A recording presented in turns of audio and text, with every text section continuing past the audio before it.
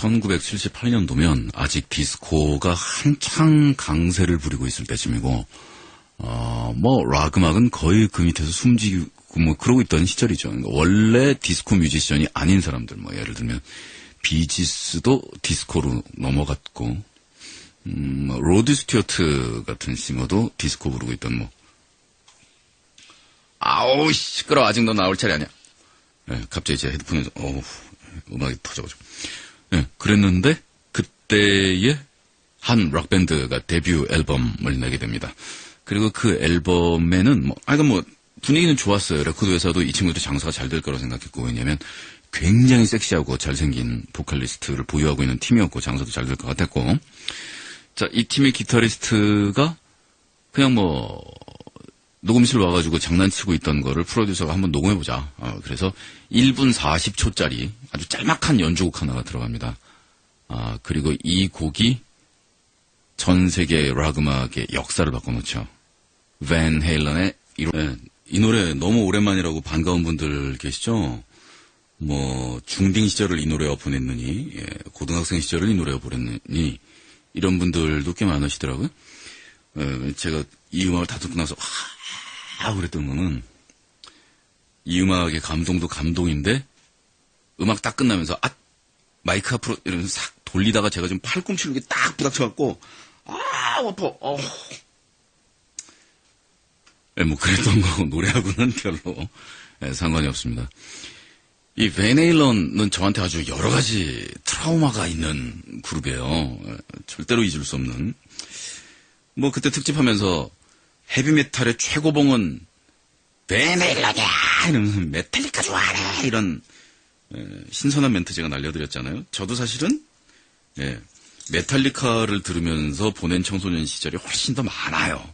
밴 헤일런도 제가 워낙 좋아하긴 했지만, 하지만 늘 즐겁잖아요, 밴 헤일런은. 그쵸? 메탈리카는 I hate everybody, 월드 이즈 스트레인지, 이런 거 있잖아요. 그러니까 뭐니 해도 좀 음악을 한다고 눈에 힘을 좀 주는 그런 미소년이라면 메탈리카지.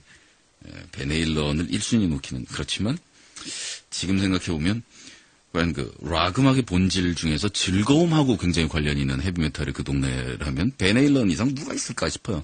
AC/DC 정도? AC/DC나 밴 헤일런 정도 되면 누가 더 위다 이런 얘기를 한 건 되게 유치한, 엄마가 더 좋아, 아빠가 더 좋아, 난 오늘 빨간 티 입을까, 파란 티 입을까, 이런 얘기가 되겠습니다만. 자, 어쨌든 각설하고 저의 트라우마에 대해서는 방송 지나가면서 차근차근 얘기를 해드리면서, 이 뒤에서 데이비드 로스가 닭 잡는 소리 내는 부분은 안 듣는 게 사실은 정신건강에 더 이로울 수가 있고요. 어쨌든 밴 헤일런 저에 대한 트라우마는 뭐냐면, 제가 중학교 1학년 때쯤에서 이 밴드가 우리나라에 처음으로 알려지기 시작했는데, 왜냐면 우리나라에서 헤비메탈 하드락이 인기가 있었는데도 밴 헤일런은 너무 밝은 음악이어서 처음에 폭풍 같은 인기를 이런 건 아니었다가, 학교 가서 우리 반 그 친구한테, 야, 너 반 하렌 들어봤어? 왜냐면 그 당시에 이 밴 헤일런의 미국 발음이 어떻게 되는지를 우리가 어디서 들어볼 길이 없으니까 팝송 잡지에 나온 거를 의존을 해야 되는데, 거기에 칼럼니스트라는 분이 반 하렌이라고 써놨었단 말이에요. 철자도 그렇고. 이름도 왠지 모르게 유럽 밴드 같지 않습니까? VAN이 반 하렌. 그랬더니 밴 헤일런이었던 거예요. 근데 우리 반에서 이상명이라는 녀석이, 그 녀석이 저한테, 밴 헤일런 그러면서 얘 좀 봐, 밴 헤일런 보고 반 하렌이래. 근데 그 다음에 사실 웃긴 건 그 녀석이었던 게, 우리 반에 반 하렌이고 밴 헤일런이고를 알고 따지고 있는 것도 우리 2명밖에 없었으니까 나머지 우리 반 애들은 전부 얘네 지금 뭐라는 거임 이런 상태였는데, 걔가 더 웃기지 않아요? 야, 얘 지금 밴 헤일런을 반 하렌이래. 아냐고 누가. 그랬던 트라우마가 있습니다. 이름에서 들려지는 좀 유럽풍의 우아해 보이는 폰, 반 이런 거 붙으면, 그런 것처럼 밴 헤일런 형제는 네덜란드 출신입니다. 알렉스 밴 헤일런 드럼, 그리고 에드워드 반 헤일런, 밴 헤일런 형제인데요. 이 아버지 따라가지고서 미국으로 이민 왔으니까, 뭐 그런 건데, 문제 이 불법 이민, 예, 아주 배 타고 밀항해서 온 가족이 이민을 했던, 뭐 이런 얘기가 전해져 내려오고요. 그리고 에드워드 밴 헤일런이 눈웃음 장난 아니게 치고 애교살 넘치는, 예, 거기다가 펑퍼짐해 보이는 서양 사람 치고는, 그런 코 때문에 사람 인상이 굉장히 선하고 부드러워 보이잖아요. 사실은 어머니가 인도네시아 사람이니까 이 동남아시아인의 혈통이 있어서, 그래서 얼굴에 이제 모습이 나타나는 거죠. 그래서 어릴 때부터 공부 안 하는 건 괜찮았어도 피아노 안 치는 거는 두들겨 맞았다라고 얘기할 정도로 아버지가 음악을 되게 좋아하셨나 봐요. 그래서 애한테 클래식 피아노 레슨을 굉장히 시켰는데, 알렉스 밴 헤일런이 드럼을 치면서 에드워드 밴 헤일런이 음악하는 거를 묵묵하게 보좌하는 듯한 게 이 밴드의 그림이니까. 그리고 뭐 누가 봐도 뭐 알렉스 밴 헤일런도 뛰어난 드러머이기는 한데, 워낙 뭐 에드워드 밴 헤일런이 불세출의 뭐 천재 중에 뭐 이런 대우를 받다 보니까 그림이 좀 그렇잖아요. 근데 사실 웃긴 건 뭐냐면, 어릴 때는 이 팀이 그런 형제들 있죠. 형이 무조건 왕. 그리고 형이 시키면 이거 해야 되고.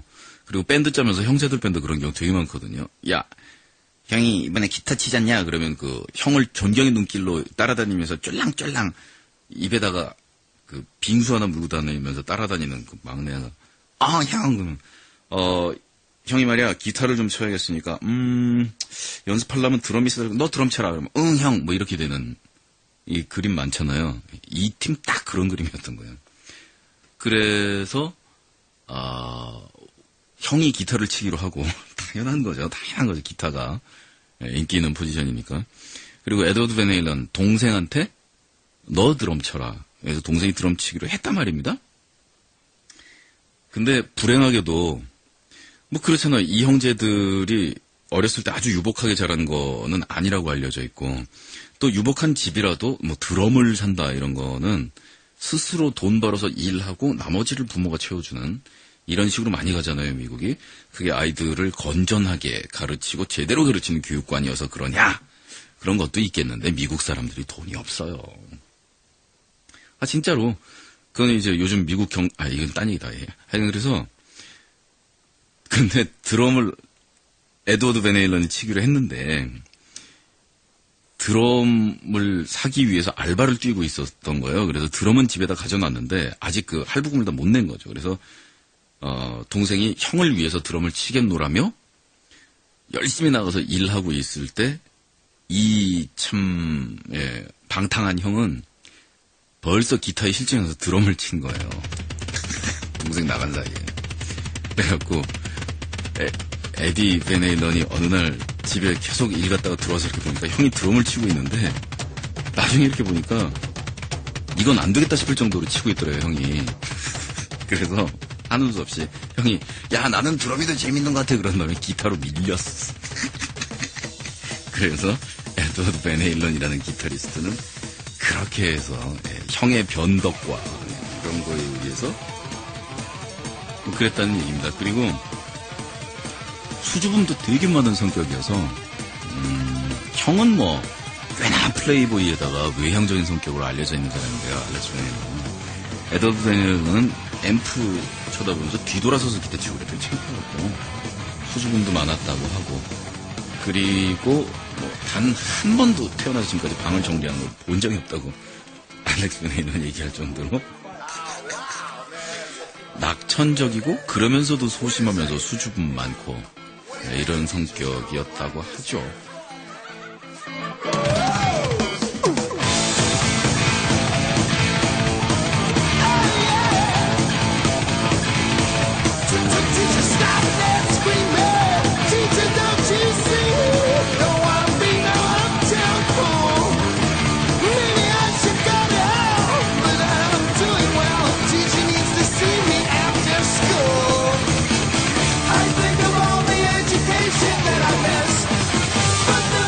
그런가 하면 보컬인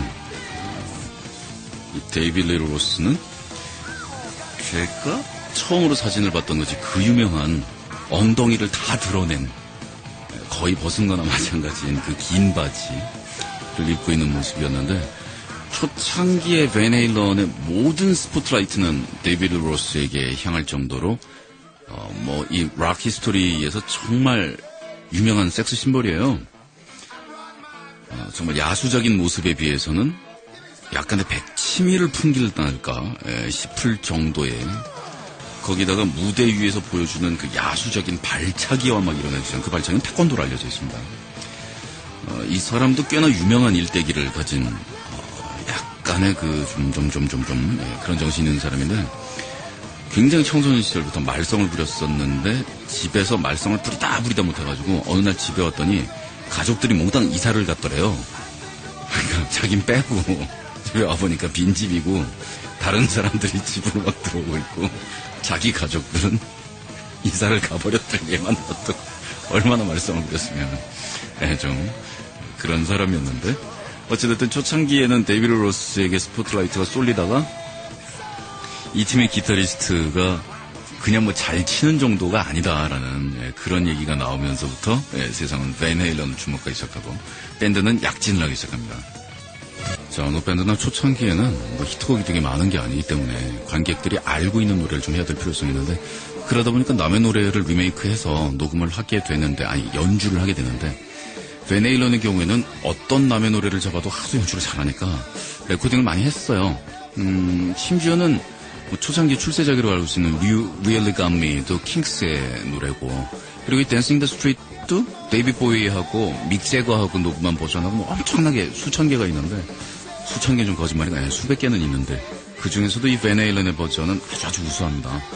그리고 당시에는 이렇게 댄서블한 비트를 헤비메탈 밴드가 이렇게 능숙하게 연주를 할 수 있는 그런 밴드는 정말 없었어요. 그리고 요 옆에서 뻑뻑뻑뻑뻑뻑뻑뻑 이렇게 나오는 신디사이저 소리가 그냥 시컴스는 컴퓨터를 이용한 거라고 생각하는데 사실은 에드워드 밴 헤일런이 손가락을 일일단 놀린 거니까 이 사람의 손재주는 정말 타고난 거다라고 얘기를 할 수가 있겠고 그리고 마이클 앤서니 이 베이시스트 아저씨는 떡대로 볼 때는 동네 놀이터에서는 어지간하면 나랑 마주치지 마라 이런 인상인데 목소리는 오잉 저 아저씨 수염 안 나지 이런 수준으로 하이가 삐약삐약 올라가거든요. 그래서 마이클 앤서니의 목소리하고 궁합이 맞았기 때문에 이 데이비드 로스의 중저음의 목소리도 힘을 발휘하게 됐다라는 뭐 이런 아주 4명의 조합이 정말 기가 막혔습니다. 자, 그래서 밴드는 비상을 하게 되고 그러다가 오늘 이럽션 연주곡 말고 처음에 보내드렸던 노래 점프 있죠. 거기 나오는 신디사이저 열심히 노래를 만들어서 그리고 자기는 워낙 신디사이저도 잘 칠 수 있으므로 만들었는데 멤버 중에 누군가가 그지 같아 라고 얘기하는 바람에 창고에 처박아 놨다가 끄집어냈는데 차트 넘버원이었다는 거죠.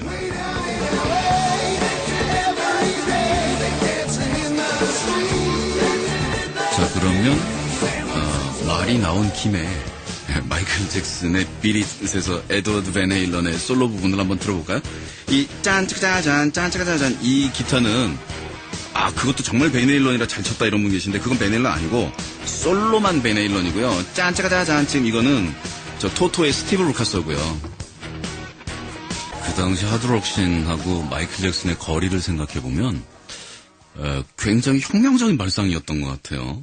음악도 물론 잘 어울리는데 여기다가 에드워드 밴 헤일런을 부르자라는 발상 자체가 그 당시엔 굉장히 신선한 거였죠. 나중에 보면 이제 뭐 더티 다이애나 이런 마이클 잭슨의 노래에서 스티브 스티븐스가 기타를 치고 있기도 하고 뭐 그런 그림이 되는데 뭐 그건 이제 훗날의 이야기고요. 어쨌든 그래서 차트 넘버원을 하고 뭐 엄청 잘 나가게 됐단 말입니다. 그 1984 그 앨범이 나왔을 때 그리고 나서 무대기 히트곡이 나오다가 여기서 갑자기 데이비드 로스가 탈퇴를 하고 밴드는 보컬리스트를 잃어버려요. 워낙 지금은 에드워드 밴 헤일런의 명성이라는 게 대단하게 알려져 있지만 그 당시에 데이비드 로스의 인기라는 건 정말 대단한 거였거든요. 그리고 우리나라에서 그 인기를 짐작하기가 좀 힘든 게 요즘은 좀 바뀌었는데 우리나라 여성들이 대부분 근육질의 남자, 털 많이 난 남자 이런 거 싫어합니다. 그리고 약간 미소년풍의 곱상한 듯하며 이렇게 호리호리한 이런 남자들을 좋아하는데 데이비드 로스처럼 근육질에 털 많이 났는데도 잘 빠진, 그냥 뭐, 요즘으로 치면 짐승돌? 그게 원조잖아요, 원조. 거기다가 금발에다가 큰 장신의 몸에다가 발차기에다가 노래도 뭐 나름 자기 색깔이 분명히 있는 노래이기 때문에 자 그래서 밴드는 정말로 위기에 봉착하는데 당시 뭐 그 뒤에 지나가는 얘기를 하면 당시에는 아무리 에드워드 밴 헤일런이 있다고 해도 데이비드 로스의 공백을 쉽게 메울 만한 그런 문제는 아니었어요. 워낙 대단한 인기자여서. 자, 후보에는 몇몇 사람들의 이름이 올라왔는데, 야인으로 숨어 계시던, 하가 형님이 계셨습니다. 하가. 세미 하가. 이 세미 헤이거는요, 보컬리스트들 중에서는 가장 기타를 잘 치는 사람인지, 아니면 기타리스트 중에서 가장 노래를 잘하는 사람인지는 아직까지 설이 불분명해요. 또 몬트로스에서 활동을 시작했을 때는 보컬리스트였기 때문에 근데 자기가 솔로 활동을 시작하고 나서는 자기가 기타를 직접 그냥 레코딩을 하기 시작했는데 완전한 프로 수준의 기타 솜씨입니다. 그래서 기타리스트인지 보컬리스트인지 늘 빨간 옷만 입고 다녀서 빨간색을 많이 강조해서 레드 락커라는 별명도 있고요. 생긴 전혀 그렇게 스포티한 뭔가를 즐기는 세련된 도시오빠 같이 전혀 생기지 않았는데, 근데 뭐 폭주광이어서 I can drive 55마일 이하로 난 못 달려요. 뭐 이런 히트곡도 있고 그랬습니다. 그래서 저는 세미 헤이거의 음악을 제가 중딩 때 빨간색 입술이 자극적으로 그려져 있는 자켓 때문에 이게 뭐라고 인 거예요? 사미 하가르? 라고 하면서 그냥 테이프를 샀는데 앨범의 전곡이 마음에 안 들었었습니다. 정말 저의 인생의 소중한 시간을 낭비했던 그 앨범 가운데서 Rise of the Animal을 들려드립니다. 왜냐? 바로 이 사람이 다음번 밴 헤일런의 보컬리스트가 되기 때문이죠. 아따 그 오빠 목 청하남 죽인다 뭐 이런 음색이 그냥 샥 시원하게 들어오면서 아무리 뭐 고음 하여간 역사상 가장 강력한 목소리를 가진 락싱어의 한 명으로 이제는 얘기가 되는 세미 헤이거니까요.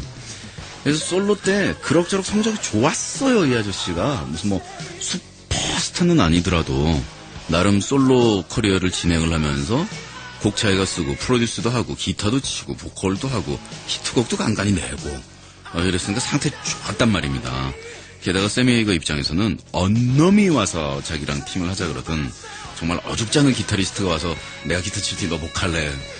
그러지 말고 내가 계속 기타 칠 테니까 네가만 보컬을 해보지. 이런 정도의 위치가 충분히 됐던 사람이란 말이에요. 자, 근데 스카웃 제이가 오고 그 전까지 알고 지냈던 뭐 이게 아니거든요. 스카웃 제이가 오고 완전 프로야구만 돌아가듯이. 그런데 만나보고 너무 사람도 좋았던 거예요. 에디 밴 헤일런도 세미 헤이거 너무 마음에 들게 됐고 그래서 그냥 기타 내려놓고 보컬만 할 테니 하게 해달라. 양쪽이 아주 겸손하게 얘기를 하면서 대연정이 벌어집니다. 대연정. 그래갖고 거의 양당 통합식으로 보컬리스트 하나를 받아들이는 게 아니라 이미 완성되어 있는 아티스트 하나를 이 팀 안으로 데리고 오는 거니까 그 당시에 밴 헤일런이라는 거의 등치가 이 정도였다는 거예요. 이 세미 헤이거라는 한 솔로 아티스트를 통째로 합병할 정도 거대 회사로 이미 발돋움을 한 상태였는데 밴 헤일런이 자, 지금 이 부분에 들리는 세미 헤이거의 기타 솔로는 우리 듣지 말기로 해요. 왜냐하면 되게 잘 치는데 밴 헤일런이랑 비교하면 좀 그래요. 단지 스리락 박스 이 앨범을 제가 입술에 혹해서 잘못 샀던 그 추억 그건 굉장히 뼈저렸다라는. 자, 그래서 그 당시에 지금 생각하면 말도 안 되는 소리 하고 있네 웃기네라고 생각했지만 안 될 거라고 생각한 사람들도 있어요. 외모는 헤이거 형이 좀 아니거든요. 눈 사이도 많이 좁으시고 그래서 어딜 데이비드 로스 같은 스타가 빠진 자리에 세미 헤이거 들어가면 어떻게 되겠느냐 그리고 맞겠느냐 이 도대체 고집이 서로 뭐 이런 얘기들이 있었거든요. 그 결과는 무대기의 넘버원 앨범과 싱글들의 양산이죠. 양산 대량 생산 체제. 한마디로 어떻게 생각하면 데이비드 로스는 밴 헤일런이 고기맛 처음 볼 때 빠진 거고 나머지 고기 푸세게 먹는 거는 이 라인업이 먹었어요. 오빠 달려. 그래서 얘기가 이렇게 결말이 났었다니까요. 밴 헤일런과 세미 헤이거의 연합이었기 때문에 밴 헤이거라는 별명으로 불렸죠. Why can't this be love? 야, 이건 그래도 정말 너무하다 싶을 정도로 팝적이죠. 많은 락팬들도 그렇게 느꼈을 거예요. 하지만 그때 또 락팬들의 머릿속에 든 생각은 뭐냐면 그래도 잘하는 건 잘하는 거로구나 이런 거죠.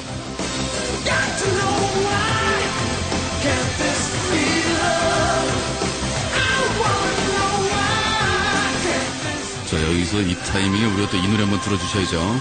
Can't Stop Loving You. 네, 이렇게 해서 데빌 로스 탈퇴 이후에 밴 헤이거는 정말 왕국에서 제국으로 영토를 확장하면서 모든 영역을 다 집어삼켰는데 한편 팀을 떠난 그자 데이비드 로스는 이 꼴을 가만히 쳐다보면서 남국의 태양 아래서 드러누워서 마르가리타나 빨고 있었을까 하면 그렇지는 않단 말입니다.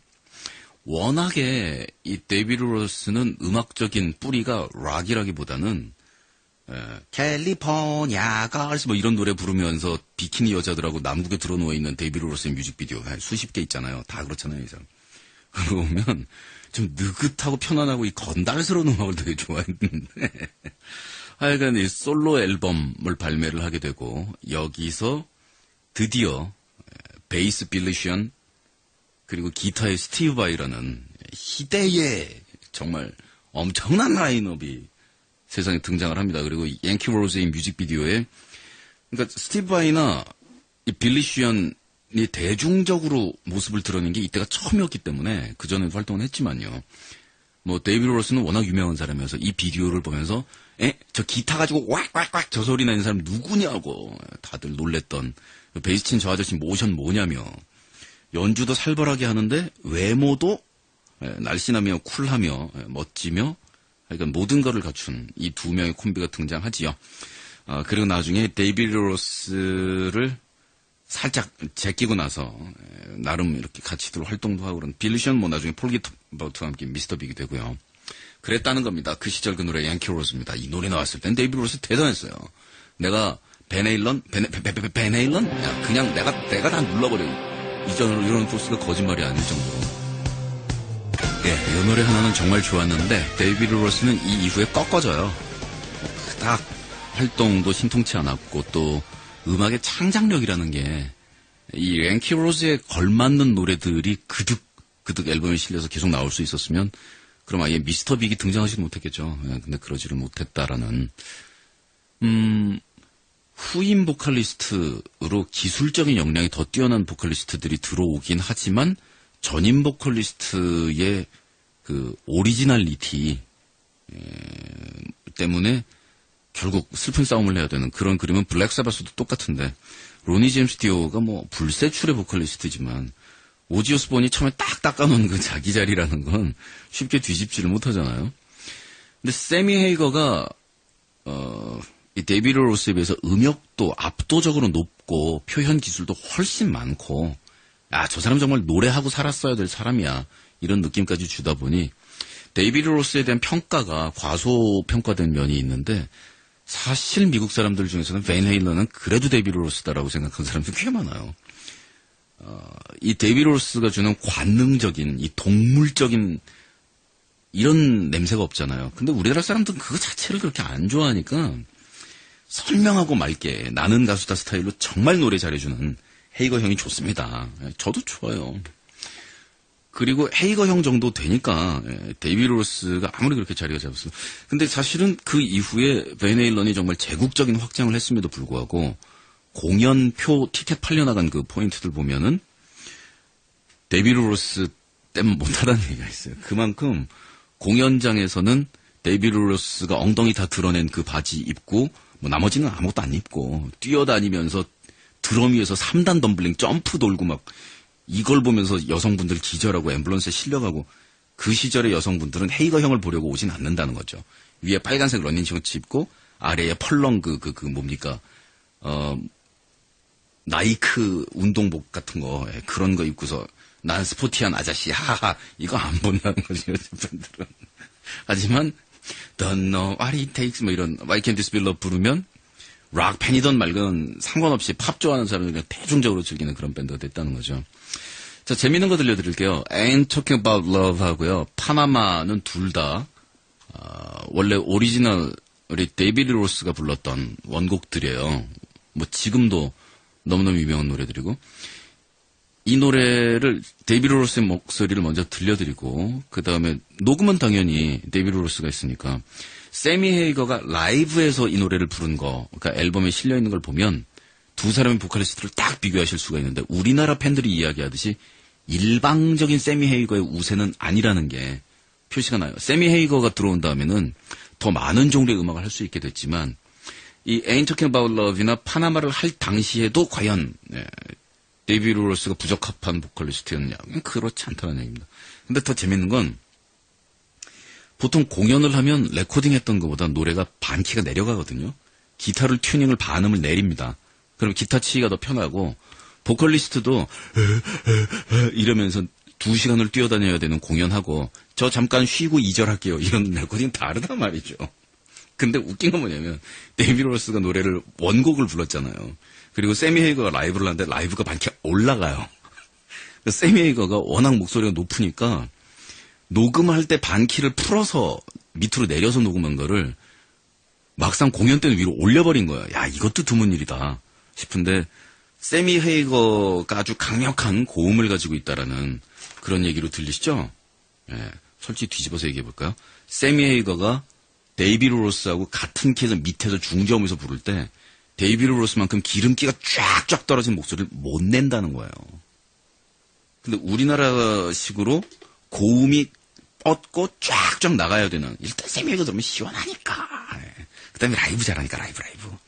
이게 지금 데이비드 로스의 스튜디오 녹음하고 세미 헤이거의 라이브 비교잖아요. 원래는 말도 안 되는 종목이잖아요. 누구 스튜디오 녹음하고 비교를. 자, 그런데 데이비드 로스의 라이브하고 세미 헤이거의 라이브를 비교해. 에이, 그건 게임 자체가 안 돼요. 애랑 어른도 아니고. 데이비드 로스는 컨디션을 관리를 열심히 하거나 무대 위에서 그렇게 노래를 잘 부르고 노력하는 사람도 아니었어요, 싶어요. 네, 여기까지가 우리나라 사람들이 기억하고 있는 혹은 기억하고 싶어하는 밴 헤일런의 역사예요. 그 뒤에는 어느 날 갑자기 10년간이나 활동하던 세미 헤이거를 에디 밴 헤일런이 쫓아냈고 데이비드 로스가 컴백을 했고, 원래 보컬리스트가. 그리고 나서 또 쫓겨났고, 그 다음에 우리나라에서도 많은 사랑을 받았던 익스트림의 보컬리스트 게리 쉐런이 합류를 했고, 고생만 하다 쫓겨났고, 다시 또 세미 헤이거가 들어왔고, 중간에는 심지어는 창단 멤버인 마이클 앤서니 하고 세미 헤이거까지 같이 나가서 또 딴 팀 만들었고, 이런 복잡한 내분이 벌어집니다만은, 특히나 정말 우리나라에서도 아끼는 사람들이 많았기 때문에 밴 헤일런에서의 그 인정받지 못한 활동에 대해서 많은 사람들이 안타까워하는 게리 쉐런이 불렀던 밴 헤일런의 노래는 다음 기회에 듣기로 합니다. 자, 하여간 해거 아저씨, 하가르 아저씨가 파나마로 오늘 끝을 내주십니다.